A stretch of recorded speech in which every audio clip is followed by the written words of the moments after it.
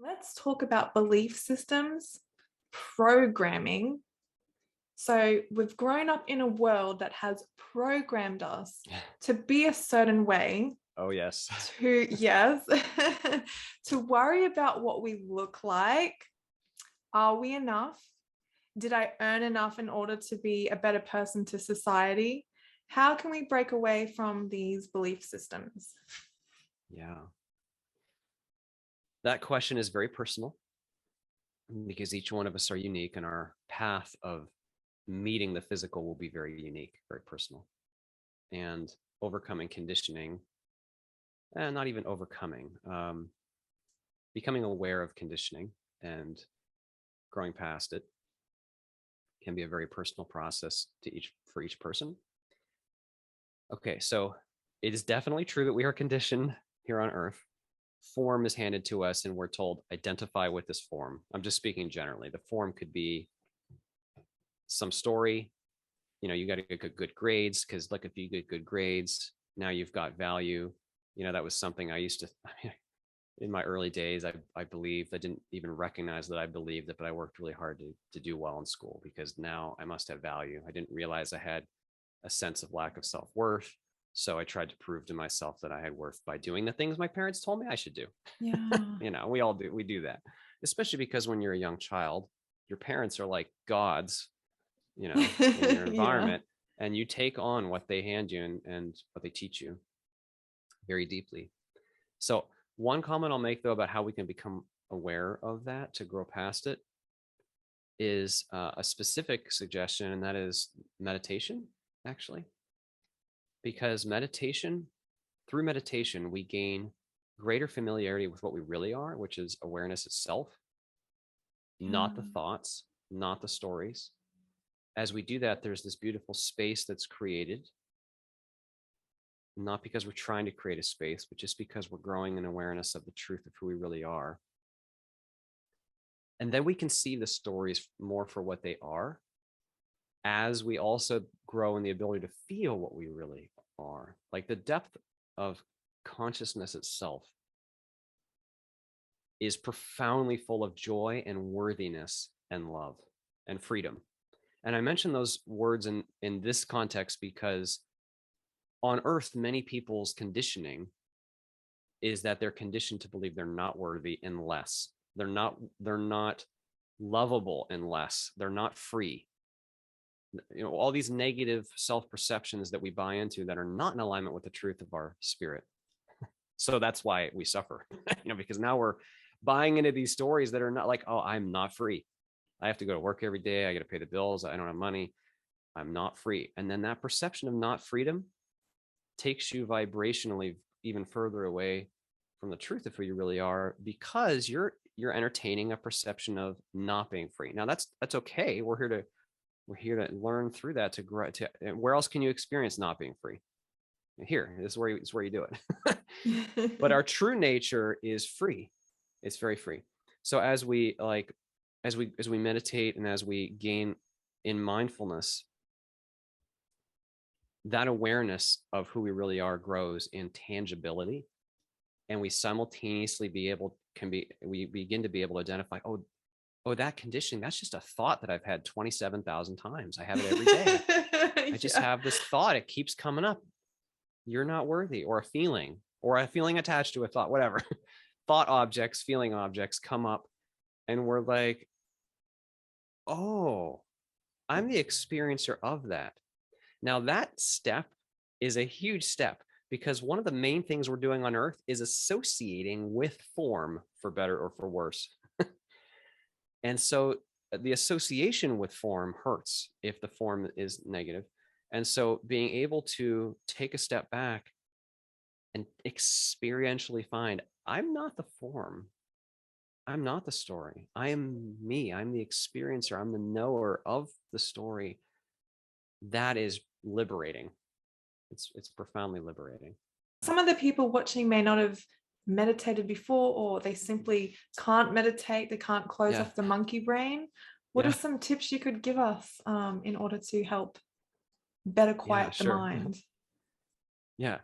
So when I first started meditating, I did it because I was listening to Tom Campbell's lectures and started reading his 1,000-page tome. And he recommended meditation as a form of investigation. Just go see what you are. I very Yeah. much wholeheartedly agree with that and recommend that now. Use meditation as a form of objective, 100% objective investigation. Just go look at your awareness itself when not engaged in thought. Just go look at what it is. But anyway, when I started the monkey mind, oh my goodness, I remember sitting down for 10 minutes. I, not getting anywhere probably, but for 10 minutes of trying to focus on one neutral object in my mind, I realized, A, this is very hard. But B, after even 10 minutes, I actually had a little bit of just a tiny sense of peace, just a little bit. And I was like, oh, that's really nice. Yeah. So Tom Campbell recommended to continue doing so without judgment. And I think that's very important because you can't see the bountiful rewards of meditation after 10 minutes or an hour or several hours or weeks of meditating. It's not how it works. You practice the use of your intention to focus on something neutral to start so that you regain the ability to choose your focus. Otherwise, you're lost in the stream of thoughts all day. All day becomes an unconscious. It's like each thought is like a dream. I have to eat lunch now. I have to pay the bills. I have to go pick up my child. Thought. When you're thinking the thought, you are, forgive the language, just the being who's thinking the thought. That's the nature of a thought. Yeah. But as you meditate and practice on focusing on something neutral, eventually you can drop the object of focus and just be fully alert and fully present in this moment. And as you do that, you discover, I can't describe this because it's not a thought. It's not a new thought. You experientially discover that You you're become not the thoughts. observer of yourself.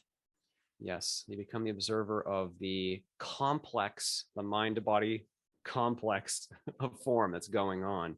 Now, that's not an act of separation, because I think to the human, we might think, oh, that means I have to sit there and my goal is to become the observer. No, actually, this is a very much unifying, fully present experience in which first you gain the ability to focus on something neutral and then you put in the time, weeks, months, it's okay. Don't judge yourself for the progress. You just do it every day, 40 minutes a day, something like that.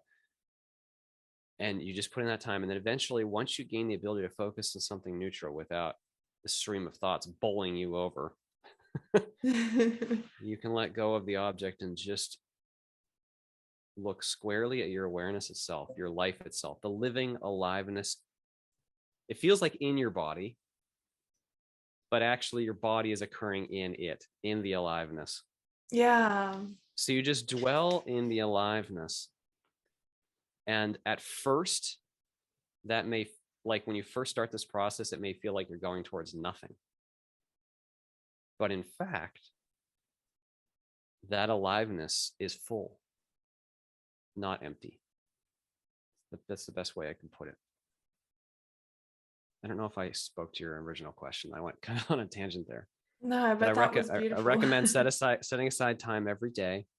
I recommend a simple meditation exercise in my book that works for me. I highly recommend meditating. There's a phrase, I don't know where this originated. I think it's some kind of Asian phrase that I love. It's just this cute phrase: meditate for an hour a day, unless you don't have time, and then meditate for 2. 2 hours. Yeah, I've heard of that saying. I love that. Gets me every time. It's so true though, because you think the story that's going on in your life right now is very important. It's okay. It's actually not as important as you think. You can put down the story and dwell fully in the present moment and in life itself. And that is very rejuvenating and freeing. The body heals actually. There's just there's an energizing effect, not because you're trying, but just because as you are no longer associated with all these dense, clunky, painful forms, and you're allowing a space for that aliveness, life rises up because life is what you are.